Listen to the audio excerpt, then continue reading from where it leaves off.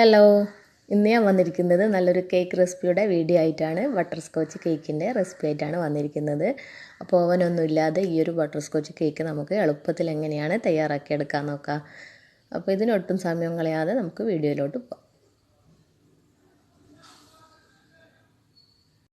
അപ്പോൾ നമുക്ക് ആദ്യം തന്നെ മൈദ എടുക്കാം. അപ്പോൾ 240 ml ഈ മെഷർമെൻറ്റ് കപ്പിൽ ഒരു കപ്പ് എടുത്തിട്ടുണ്ട്. പിന്നെ 1 ടീസ്പൂൺ ബേക്കിംഗ് പൗഡറും 1/4 ടീസ്പൂൺ ബേക്കിംഗ് സോഡ, 1/4 ടീസ്പൂൺ ഉപ്പ്.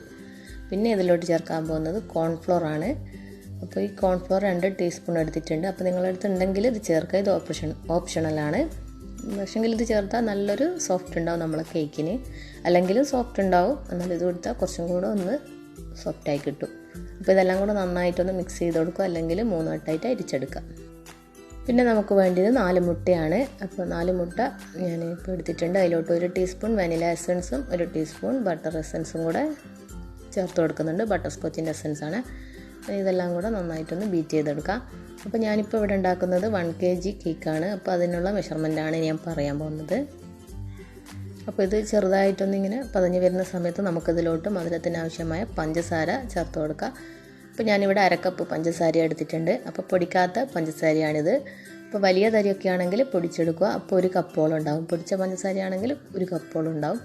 ഇത് നമുക്ക് ഇടയ്ക്കിടയ്ക്ക് ഇതേപോലെ ഒന്ന് ഇട്ട് കൊടുത്ത് നന്നായിട്ട് ബീറ്റ് ചെയ്ത് ഈ ഒരു മുട്ട ഒരു ക്രീം പരുവത്തിലാകുന്നത് വരെ ബീറ്റ് ചെയ്തെടുക്കാം. അപ്പോൾ ഇതാ നമ്മളെ മുട്ട ഇവിടെ നല്ലൊരു ക്രീം പരുവത്തിലായിട്ടുണ്ട്. ഇനി ഇതിലോട്ട് 1/4 കപ്പ് സൺഫ്ലവർ ഓയിൽ ഒഴിച്ച് കൊടുക്കുക. അപ്പോൾ സൺഫ്ലവർ ഓയിൽ നിങ്ങളെടുത്തില്ലെങ്കിൽ ബട്ടർ ഉണ്ടെങ്കിൽ അത് മെൽറ്റ് ചെയ്ത് ചൂട് പോയതിന് ശേഷം 1/4 കപ്പ് ഒഴിച്ച് കൊടുത്തിട്ട് ബീറ്റ് ചെയ്ത് ജസ്റ്റ് ഒന്ന് മിക്സ് ചെയ്ത് കൊടുത്താൽ മതി. പിന്നെ അതിന് ശേഷം നമുക്ക് ഇതിലോട്ട് നമ്മൾ അരിച്ച് വെച്ചിരിക്കുന്ന ഡ്രൈ ഇൻഗ്രീഡിയൻസ് കുറേശ്ശെയായിട്ട് ചേർത്ത് കൊടുക്കുക. അതേപോലെ 2 ടേബിൾ സ്പൂണോളം പാലും കൂടെ ചേർത്ത് കൊടുക്കണം. അപ്പോൾ 1 ടേബിൾ സ്പൂൺ ആദ്യം ഇടുക, എന്നിട്ട് ഇതേപോലെ നന്നായിട്ടൊന്ന് മിക്സ് ചെയ്ത് കൊടുക്കുക. വീണ്ടും നമ്മൾ മൈദയുടെ മിക്സ് ഇടുക, അത് ഫോൾഡ് ചെയ്തിട്ട് ഇതേപോലെ സ്ലോയിൽ വേണം ഫോൾഡ് ചെയ്യാൻ വേണ്ടിയിട്ട്. അപ്പം ഞാനിത് കുറച്ച് വീഡിയോ ഒന്ന് ഫാസ്റ്റാക്കിയെന്ന് മാത്രമേ ഉള്ളൂ. ഞാൻ സ്ലോയിൽ തന്നെയാണ് എല്ലാം ചെയ്യുന്നത്.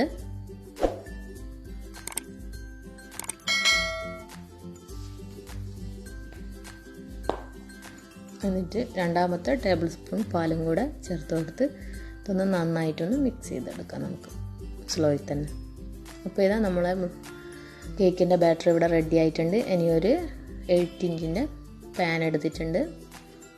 ഇനി അതിലോട്ട് ഈ ബട്ടർ പേപ്പർ വെച്ച് കൊടുത്തിട്ട് അതിലോട്ട് ഈ ഒരു കേക്കിൻ്റെ ബാറ്റർ വെച്ച് കൊടുത്തിട്ട് ഒരു 5-6 വട്ടം ഇതേപോലെ ഒന്ന് ടാപ്പ് ചെയ്ത് കൊടുക്കാം. ഇനി ഇത് ഞാനിപ്പോൾ ഒരു ഇഡ്ഡലി ചെമ്പിലാണ് വെക്കുന്നത്. ഈ ഒരു ഇഡ്ഡലി ചെമ്പ് ഞാനൊരു 10 മിനിറ്റ് മുന്നേ പ്രീ ഹീറ്റ് ചെയ്ത് വെച്ചതാണ്. അപ്പോൾ ആ ഒരു ചൂടോടുകൂടി തന്നെയാണ് ഇതിലോട്ട് ആ ടിന്ന് ഇറക്കി വെക്കുന്നത്. എന്നിട്ട് ഇതൊന്ന് അടച്ച് വെച്ച് മീഡിയം ടു ലോ ഫ്ലെയിമിൽ ഒരു 40-45 മിനിറ്റോളം ബേക്ക് ചെയ്തെടുക്കാം. അപ്പോൾ മീഡിയം ടു ലോ ഫ്ലെയിമിൽ തന്നെ വെക്കണം. അതേപോലെ ഓരോരുത്തർ ഫ്ലെയിമിനും അതേപോലത്തെ പാത്രത്തിൻ്റെ ചൂടിനനുസരിച്ചായിരിക്കും നിങ്ങളെ കേക്ക് ബേക്ക് ആവുക. അപ്പോൾ ഒരു 30 മിനിറ്റിന് ശേഷം നിങ്ങളൊന്ന് ചെക്ക് ചെയ്യുക, ഒരു ഈർക്കിൽ വെച്ച് കുത്തി നോക്കുക. അപ്പോൾ ക്ലിയറായിട്ട് വന്നിട്ടുണ്ടെങ്കിൽ നമ്മളെ കേക്ക് ഇവിടെ പെർഫെക്റ്റായിട്ട് വന്നിട്ടുണ്ടെന്നാണ്. അപ്പോൾ ഇത് പെർഫെക്റ്റായിട്ട് തന്നെ കിട്ടിയിട്ടുണ്ട്. അപ്പോൾ ഇത് നല്ല സോഫ്റ്റായിട്ടുള്ള കേക്ക് തന്നെയാണിത്. അപ്പോൾ നിങ്ങൾ ഇതേപോലെ ചെയ്യുകയാണെങ്കിൽ നിങ്ങൾക്കും കറക്റ്റ് നല്ലൊരു പെർഫെക്റ്റായിട്ടുള്ളൊരു കേക്ക് തന്നെ കിട്ടുന്നതായിരിക്കും. ഇനി ഈ ഒരു കേക്ക് നന്നായി തണുത്തതിന് ശേഷം ഞാനിതിൻ്റെ മുകൾ ഭാഗത്തെ ബട്ടർ പേപ്പറൊക്കെ ഒന്ന് മാറ്റി 3 ലെയറായിട്ടൊന്ന് കട്ട് ചെയ്തെടുക്കുന്നത്. അപ്പം കട്ട് ചെയ്യുന്നതൊന്നും ഞാനിപ്പോൾ കാണിക്കുന്നില്ല, ഞാൻ നൂല് വെച്ചിട്ടാണ് കട്ട് ചെയ്യുന്നത്. അതിൻ്റെയൊക്കെ വീഡിയോ മുന്നേ അപ്ലോഡ് ചെയ്തിട്ടുണ്ട്. നമുക്ക് ബട്ടർ സ്കോച്ച് കേക്കിനേക്കുള്ള നട്ട്സൊക്കെ ഒന്ന് കാരമലൈസ് ചെയ്തെടുക്കണം. അപ്പോൾ അതിന് വേണ്ടി 1/4 കപ്പ് പഞ്ചസാര, 1/4 കപ്പ് 2 ടേബിൾ സ്പൂണോളം പഞ്ചസാര ഒരു ഫ്രൈ പാനിൽ വെച്ച് കൊടുത്ത് ലോ ഫ്ലെയിമിലിട്ട് മെല്ലെ ഇങ്ങനെ അലിയിച്ചെടുക്കുന്നുണ്ട്. അപ്പോൾ ഈ ഒരു കളറ് ഗോൾഡൻ ബ്രൗൺ കളറായി കഴിഞ്ഞാൽ അതിലോട്ട് 10 ഗ്രാമോളം ബട്ടർ ചേർത്ത് കൊടുക്കാം. ഇനി ഈ ബട്ടറും ഈ ഒരു കാരമലൈസ് ചെയ്ത പഞ്ചസാരയും കൂടെ നന്നായിട്ടൊന്ന് മിക്സ് ചെയ്തെടുക്കണം. അപ്പോൾ എല്ലാം തന്നെ ലോ ഫ്ലെയിമിൽ വെച്ചിട്ട് വേണം ചെയ്യാൻ വേണ്ടിയിട്ട്. അപ്പോൾ ഹൈ ഫ്ലെയിമിൽ വെച്ചിട്ട് പെട്ടെന്ന് തന്നെ ആക്കിയെടുക്കാൻ നോക്കരുത്. അപ്പോൾ ഒരു കരിഞ്ഞ ടേസ്റ്റ് വരും, അപ്പോൾ ഒരു കയ്പ്പ് രസം ഉണ്ടാവും. അപ്പോൾ എന്തായാലും അത് ശ്രദ്ധിച്ചിട്ട് ചെയ്യുക, ലോ ഫ്ലെയിമിൽ വെച്ചിട്ട് തന്നെ ചെയ്യുക ഇതൊക്കെ. എന്നിട്ട് ഇതിലോട്ട് നമുക്ക് 1/4 കപ്പ് ബദാമും 1/4 കപ്പ് അണ്ടിപ്പരിപ്പും കൂടെ ചെറുതായിട്ടൊന്ന് കട്ട് ചെയ്തതാണിത്. അതൊന്ന് ചേർത്ത് കൊടുത്ത് നന്നായിട്ടൊന്ന് മിക്സ് ചെയ്തെടുക്കാം.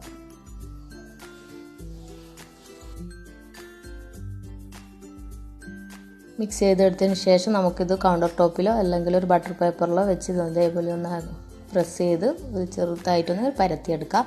കൗണ്ടർ ടോപ്പിലിടുമ്പോൾ കുറച്ച് ഓയിൽ തടവിയതിന് ശേഷം ഇടുക. എന്നിട്ട് ഇതൊന്ന് തണുത്ത് കഴിഞ്ഞാൽ നമുക്ക് പെട്ടെന്ന് തന്നെ ഇളകി കിട്ടും. അത് മിക്സിയുടെ ജാറിലിട്ട് ചെറുതായിട്ടൊന്ന് ക്രഷ് ചെയ്തെടുക്കാം.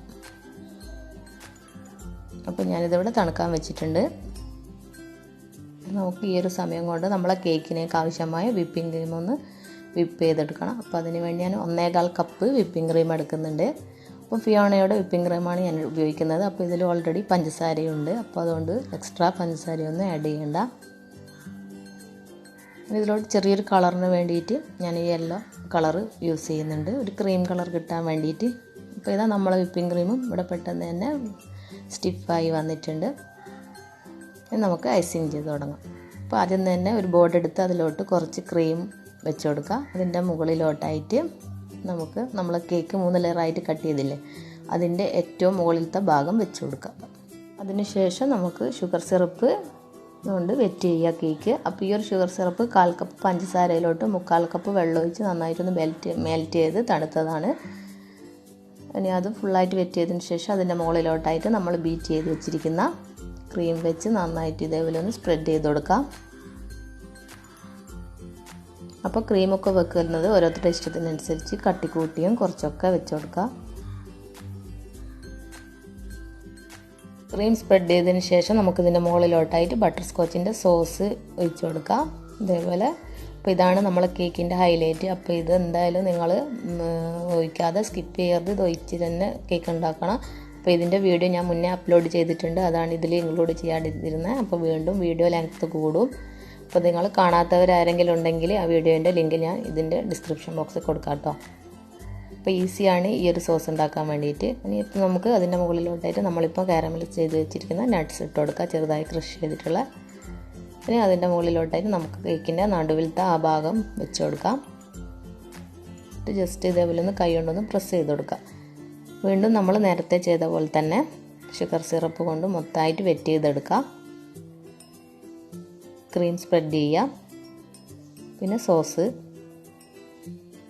അതിനുശേഷം അതിൻ്റെ മുകളിലോട്ടായിട്ട് നമ്മൾ കാരമലൈസ് ചെയ്ത നട്ട്സ്. വീണ്ടും നമ്മൾ കേക്കിൻ്റെ ഏറ്റവും അടിഭാഗത്തെ ലെയർ വെച്ച് കൊടുക്കുക. എന്നിട്ട് വീണ്ടും വെറ്റ് ചെയ്യുക ഷുഗർ സിറപ്പ് കൊണ്ട്. അതിനുശേഷം ക്രീം എല്ലായിടത്തും ആക്കി നന്നായിട്ട് കേക്കിൻ്റെ എല്ലാ ഭാഗത്തും എത്തുന്ന രീതിയിൽ നന്നായിട്ട് തന്നെ സ്പ്രെഡ് ചെയ്ത് കൊടുക്കുക.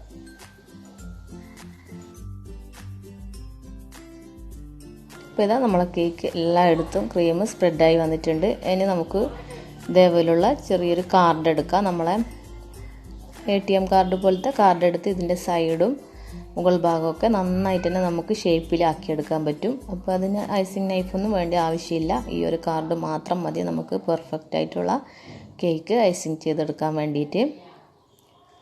പക്ഷേ കുറച്ച് ടൈം പിടിക്കുന്നുള്ളൂ. നല്ല കറക്റ്റായിട്ട് കിട്ടണമെങ്കിൽ, നല്ല ഫിനിഷ് കിട്ടണമെങ്കിൽ ക്ഷമയോടെ കുറച്ച് സമയം എടുത്തിട്ട് വേണം ചെയ്യാൻ വേണ്ടിയിട്ട്. അപ്പോൾ ഇതാ ഞാൻ ഫസ്റ്റ് ക്രം കോട്ടിങ് ഇവിടെ കഴിഞ്ഞിട്ടുണ്ട്. ഇനി നമുക്ക് ഇതെന്താ ചെയ്യണമെന്ന് വെച്ചാൽ ഫ്രിഡ്ജിൽ ഒരു അരമണിക്കൂർ സെറ്റ് ചെയ്യാൻ വേണ്ടി വെക്കാം. അപ്പോൾ ഇത് അരമണിക്കൂറിന് ശേഷം ഞാൻ വീണ്ടും എടുത്താണ് അതിൻ്റെ മുകളിലോട്ടായിട്ട് വീണ്ടും ക്രീം കുറച്ചും കൂടെ ഒന്ന് സ്പ്രെഡ് ചെയ്ത് കൊടുക്കുന്നുണ്ട്.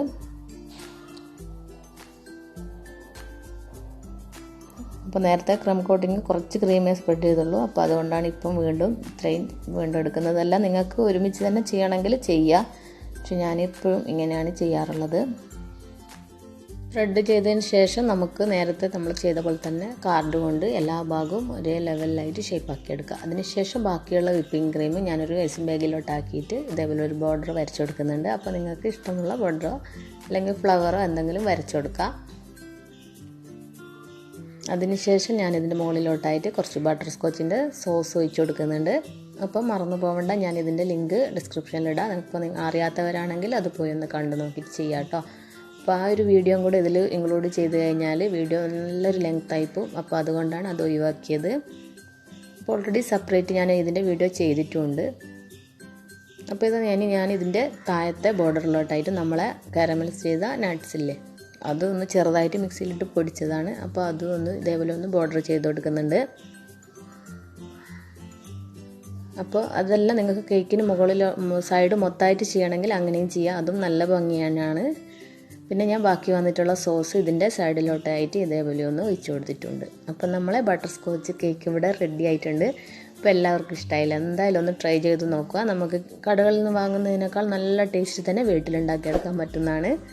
അപ്പോൾ നിങ്ങൾക്ക് എൻ്റെ ഈ വീഡിയോ ഒക്കെ ഇഷ്ടമായെന്നുണ്ടെങ്കിൽ ലൈക്ക് ചെയ്യുക, അതേപോലെ കമൻറ്റ് ചെയ്യുക. പിന്നെ സബ്സ്ക്രൈബ് ചെയ്യാത്ത ആരെങ്കിലും കാണുന്നുണ്ടെങ്കിൽ സബ്സ്ക്രൈബ് ചെയ്യുക കേട്ടോ. അപ്പോൾ ഇതേപോലുള്ള എളുപ്പത്തിൽ ഉണ്ടാക്കാൻ പറ്റുന്ന വീഡിയോസുമായിട്ട് ഞാൻ വീണ്ടും വരുന്നതാണ്. Thank you.